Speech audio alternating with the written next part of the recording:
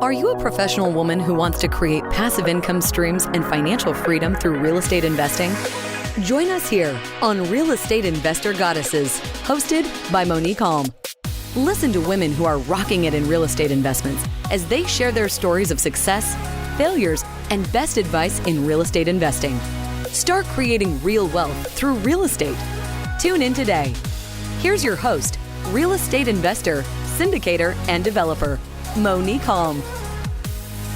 Welcome to the Real Estate Investor Goddesses podcast. I'm your host, Monick Halm. On this show, we interview badass, amazing real estate investor goddesses, women that are crushing it in the real estate investing space. And my guest today is certainly no exception to that. I'm super duper excited to have with us today Anette Talie, who is an amazing woman and investor. I was super honored to have been on her podcast recently, and I'm thrilled to continue the conversation here and to share her with you. She's from Lima, Peru, and she was raised there, moved to Florida to get her bachelor's of architecture. And she started in architecture in 2010. She started looking for other options in order to reach financial freedom. And she started job managing properties for a foreign investor. And in 2012, she acquired her first investment property. Now she manages 31 units, including her personal portfolio of 12 units in Florida. And she really recently started investing out of state, where she holds 4 units with a partner and is under contract for 24 more. So she is going really fast and doing amazing things. Her goal is to continue to grow her portfolio and partner with other investors in larger deals. And as I was saying before, she has a podcast called the Real Estate Deal Closers Show that I was honored to be on. And it focuses on different strategies to acquire real estate. It's a great show, which you should check out as well. And there'll be info for that in the show notes. But in the meantime, let's get started with Annette. Welcome, Annette. Thank you so much for having me. Thanks for coming on. I'm super excited to keep the conversation. Me too. So you came from Peru. You were here. You're working in architecture. What made you get started in real estate investing? So it was a couple of things. With the recession in 2008, it hit, my husband and I were both architects, so it really hit us bad. The work stopped, and it really affected our income. And so we decided at that point that we couldn't have all our eggs in one basket. And so we started looking at other options. And we, masterminded all these ideas about businesses and restaurants and products and this and that. And we always came back to real estate because it was the most versatile, and you could focus on different parts of real estate, and you have the tax benefits. So it really kind of fit my personality. So, we decided to go with real estate. And when I started sharing with people that I wanted to acquire property, a friend of mine approached me and said, hey, my cousin needs somebody to manage his 16-unit property that he's going to buy here in Florida. Are you interested? And I was 7 months pregnant, and I was like, yes. Wow. I have no idea what I'm doing, but I can probably figure it out. So it was an amazing opportunity to make money while I was learning. So I took it, and one thing that my stepdad, who I consider my dad, taught me is that when you get an opportunity in front of you, you have to take it, because that opportunity may not happen again. So that's something that it stuck with me one time, that I think he offered me something that I didn't really care, and all of a sudden it became the thing. And then when I asked him to get it for me, he's like, oh no, I don't have the money anymore. And I never got it. So I was like, so that made me realize that, when there's an opportunity, you got to take it. Yes, you have to grab onto it. So that's such a brilliant way to learn. As you were saying, you got paid to learn how to manage property. So exactly. And this investor became my mentor as well, because he knew how to buy property. So he showed me how to calculate the numbers. Many times he came with us to look at property. and point out to us what to look for. And, you know, being in the architectural field as well, I have the experience in construction. And so that help, but it's not the same being at the office that being on the field. Yeah. So that also was an amazing opportunity to be able to renovate this building and see the construction at first hand, managing a team of, construction people. It's a different story than when you are working with a large hotel and you're just talking directly with the GC. You're not talking with the workers. You're not telling them exactly what to do. So it was a totally different experience. So what was the first property you purchased? So when we decided to buy, early on, we decided we didn't want to do houses. We realized that it was the same thing, putting all our money in one basket. So we decided that we couldn't afford to do more than 2 units, but at least 2 units gave us the flexibility of having 50% of the income if one of them wasn't full. So we decided to start with duplexes, and we were looking for a year before we were able to buy one that we liked. And it took us a year to realize what was that we wanted. Right? Like we were looking at anything and everything at the beginning. And then we started seeing a trend. Okay, in Florida, we don't want frame construction. We want block construction. So then we stopped looking at anything that was frame because of the hurricanes. And then we decided, okay, we started looking in an area, and then we realized that area was very transient. The utilities were very expensive. So we decided, okay, we're going to keep looking in the broad area, but not this specific little city. Yeah. So, that whole first year, we looked at so many properties. We put a bunch of offers. I think we lost we lost one inspection money. We got the deposit back because we withdrew at the time of the inspection, but we were looking at a lot of property, analyzing a lot of property. Yeah, sometimes it takes a while, and you have to find the right one. And so that first one that you got was a duplex, and did you remodel it? What was that? That one was ready to go. We didn't have to do anything but put it online. I think at the time we used Craigslist to rent it. It was like empty. It was not a modern unit, but it was just perfect condition. Mm-hmm. You didn't need to do anything. Yeah. Even the grass was perfect. It didn't last too long. But it was perfect. We saw it because we already knew exactly what we wanted. We saw it come on the market on a Friday around 5 p.m. My husband left and went driving by like around 7 p.m. He came back and told me it's really good. So we called our realtor at 8 p.m. and she prepared the contract. And the next day at 8 a.m., we already had an offer to the owner. Wow. So it ended up being kind of a bid war because, I think they underpriced it to get a lot of interest. Mm-hmm. And so I think they got like 11 offers by Monday. They didn't want to take any offers until Monday. So they got like 11 offers. And then they asked the 3 highest offers to give them our best and final. Mm-hmm. And so at this point, we were asking our mentors, like, what do we do? What do we do? And so we ended up paying, I want to say at least $10,000 more than our initial offer, because we knew that we were competing with other experienced investors, and that they were gonna up it up, not just $1,000. They were gonna up it up a little bit more because the property was worth that. So we decided that we had to, do our best price that still made sense and the numbers still worked. Yeah. And so we were able to get it. Fantastic. That's so exciting. When you get that first one, you're like, yes. Yes. Once we got the first one, we're like, okay, what do I do now?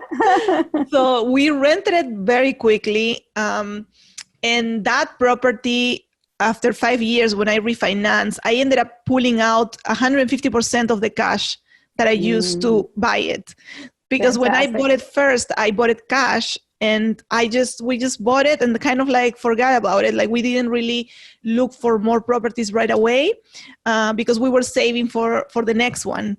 And in the meantime, we also bought a house, our primary home. So we bought this rental before we even owned a home for ourselves because we wanted to make sure that we were producing money before we were spending money. Yeah. So after we bought our house and we were settling, then, we decided to have another child. So I told my husband, well, we're having another child, we need to buy another property, because the properties initially we thought, okay, this could pay for our kids' college education. It will be, we either sell it or we use the cash flow to pay for college. And so that's when we decided to buy a second duplex. And by the time that we decided to buy it, we already have a down payment for it. So we bought the second one, I'm sorry. And we just kept going. Once we bought the second one, we're like, what about a third one? And that's when I really started getting a little bit more educated about real estate, because I kind of knew the basics, but I didn't really know a lot of strategies. I started learning about HELOCs, lines of credits, and hard money, private money, all the things that you don't know if you don't invest. I was going to ask you about that. You were buying your properties all cash at first? Are you still doing that, or did you change that strategy and you're starting to use leverage? Yes. So at the time that we bought it cash, we couldn't buy finance because of the economy and all, we were affected by it. So our credit wasn't good. So we had to buy cash. And it took us a year to find it. So we were like living on one income and saving everything on the other income. And so we were able in a year to save a lot of money, and we were able to buy it cash. But then on the second one, we decided to start using leverage again, because we were able to start buying with credit. So the second one, we just did the 25% for an investment property, multifamily. And then on the third one, we ended up getting a HELOC on our house, our primary home, and I used the money for the down payment. And then I kept studying, like, what else can I do? How can I acquire another property? And I decided, hey, I have, that little property that I bought. I wonder how much it's worth now. So I ended up doing a cash out refi on that first property. And with the money that I cashed out, I bought a 6-unit. I love it. Amazing. So you've had tremendous amount of success. I want to ask you my favorite question, which is where I think we learn so much from our mistakes, so much more from our mistakes than we do from the successes when things are going well. So what would you say was your biggest mistake, and what did you learn from it? I think my biggest mistake in real estate was buying something without educating myself before. But this was even before I bought my first investment. When we were younger, we bought a condo. And some people told us, don't buy a condo, but they never told us why. So we just went ahead and bought a condo, and, it was a beautiful condo in a beautiful community until the HOA started spending money when they didn't have any reserves. And so then I realized that, living in a condo, you don't have control of the HOA finances of the building, because the HOA will make decisions for you. Yes. And so I learned really early that I had to educate myself and that I had to have control. Like, I decided I would never buy a condo again. So maybe in the future I will, but for now, it's on our blacklist. Condos are a no for us. And if I was to buy now, I would know that I had to look at the reserves. I need to look at the financials of the condominium to see, what they are spending money on, what are the projects that are coming up. They really made a lot of decisions, not thinking of new buyers. It was a condominium where there were a lot of old people that own these condos outright. So they didn't really care about, replacing the roof. Okay, special assessment. I mean, everybody can pay that, right? I mean, $2,000 a month, why not? So they just really ruined us.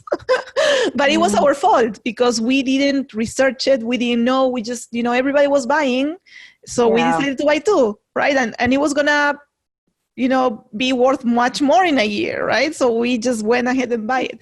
So that taught us so much. And so when we decided to go into real estate investing, we decided we need to educate ourselves. And it started, like I said, as a college education. So we only learned what we needed to learn to do that. But once I decided that I wanted to do it more as a business, that's when, I also realized you cannot do it by yourself. And that's, I think, the second lesson that I learned, that, the more that you talk to people about it and that you surround yourself with people that are doing the same, you learn so much. You are able to bounce ideas. Hey, look, I have this. What do you think?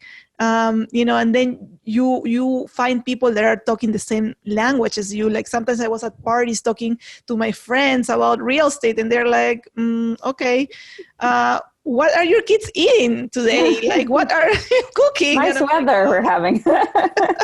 Yeah. So, you find this group of friends that, people that become your friends, like your second family, that you can share ideas and strategies.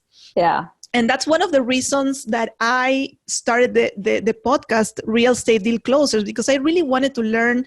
I wanted to share with people different strategies that other investors use to acquire real estate, because I didn't know at the beginning. I paid 100%, and my money was stuck for 5 years until I learned something else, that I could do a cash out refi and take the money out and reuse it. So I decided that in my podcast, I wanted to focus on one deal per show.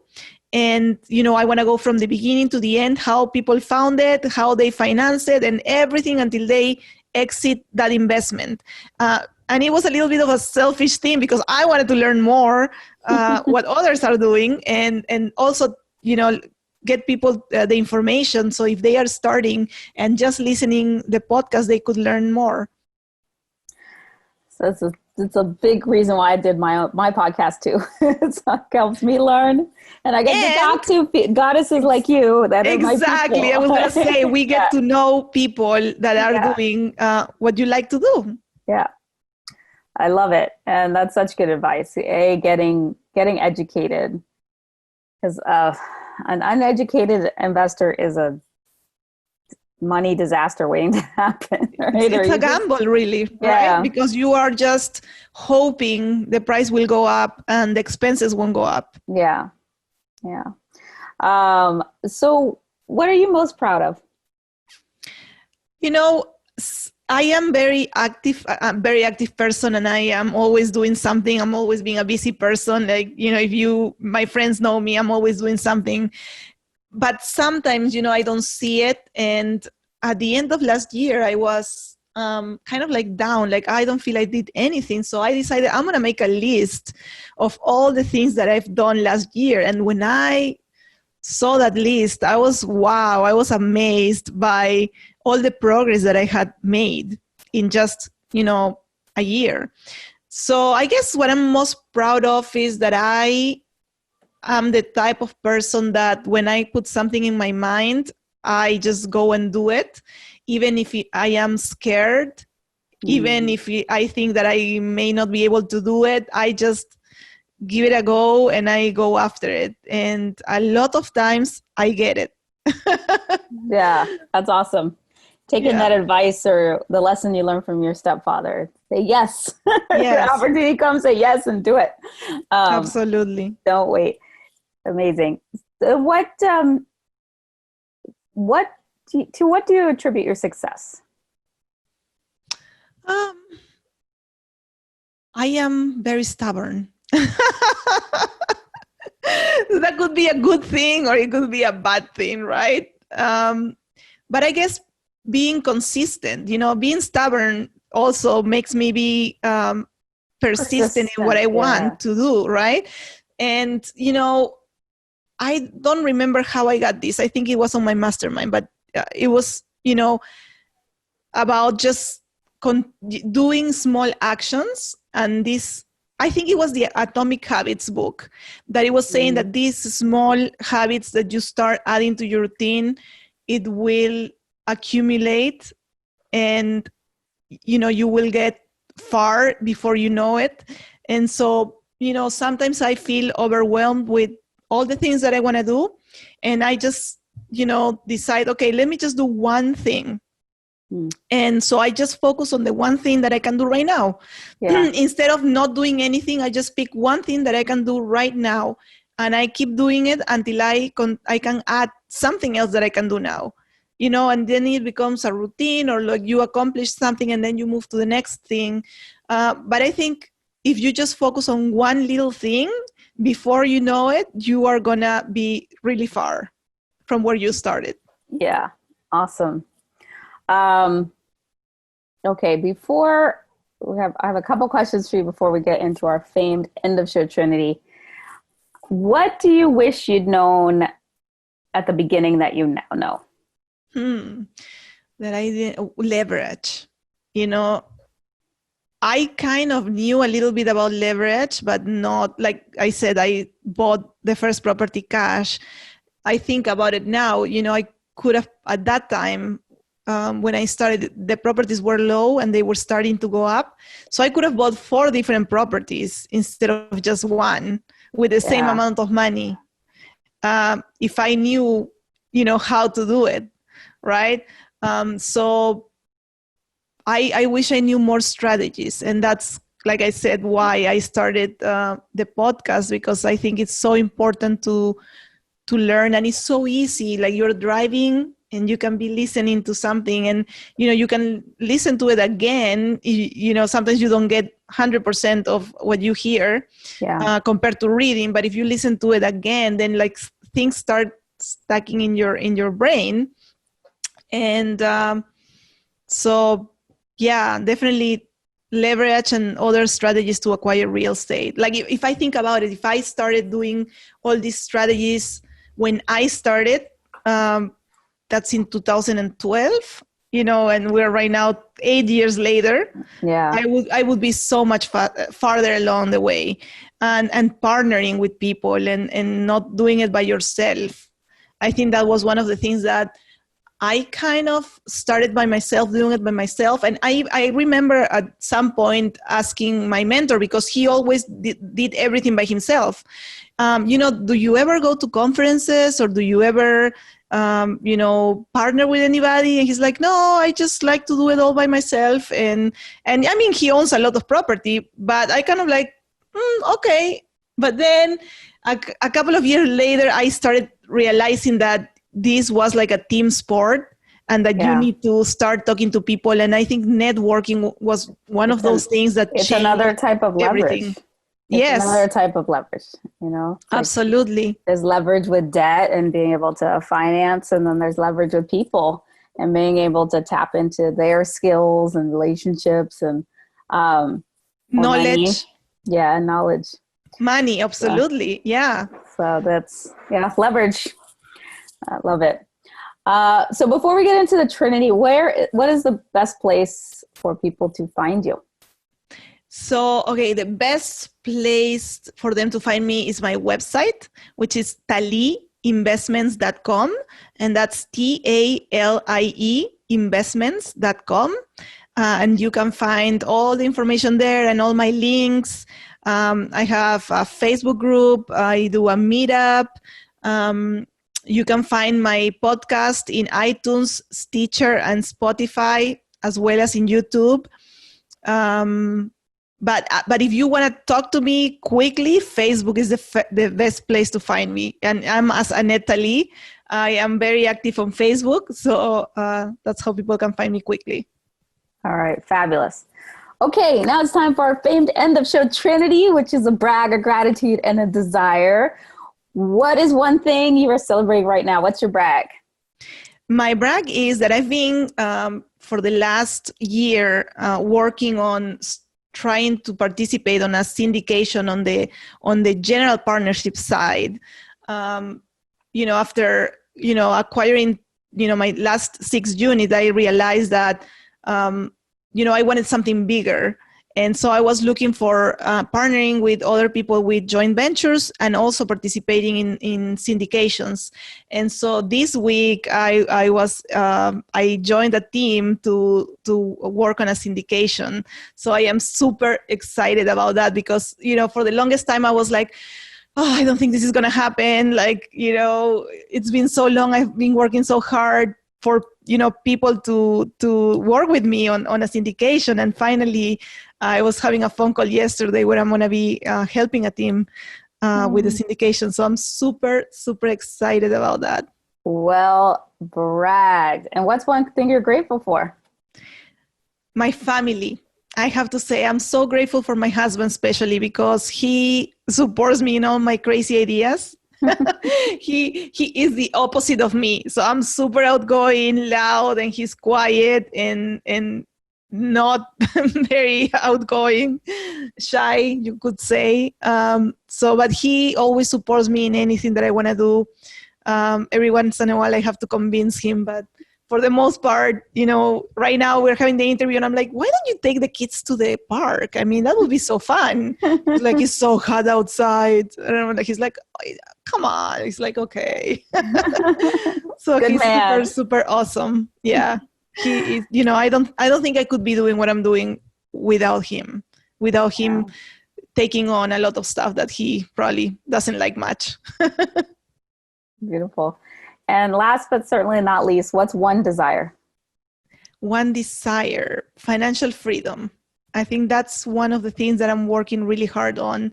It's being able to work if I want to, and being able to spend more time with my family. The reason that I got into real estate was that I don't really want to be a billionaire. I mean, it would be nice, but I just would like to be able to just have a nice life and not worry about tomorrow and in finances. So being able to just work if I want to, or have my investments, keep my lifestyle, and not worry about money. Well, so shall your desires be, or so much better than you can imagine, under grace and in perfect ways. Thank you so much. You're welcome. Thank you for this awesome interview. Y'all, you can find Annette at TalieInvestments.com or search her up on Facebook. And you can connect with me at reigoddesses.com or at reigoddesses on Instagram, on Facebook. On the website, you can join our investor club and find out about passive investing opportunities.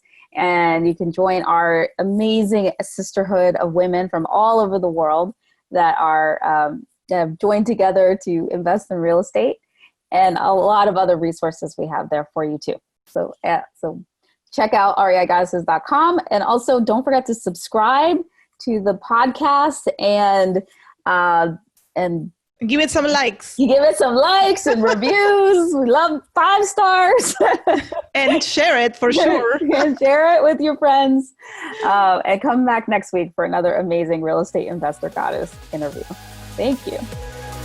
You have just listened to another episode of Real Estate Investor Goddesses, a show dedicated to sharing stories of women creating real wealth through real estate. If you found value on what you just heard, feel free to share with your friends. Visit us at reigoddesses.com to learn more about our programs and live events, as well as to access other resources. Until next time.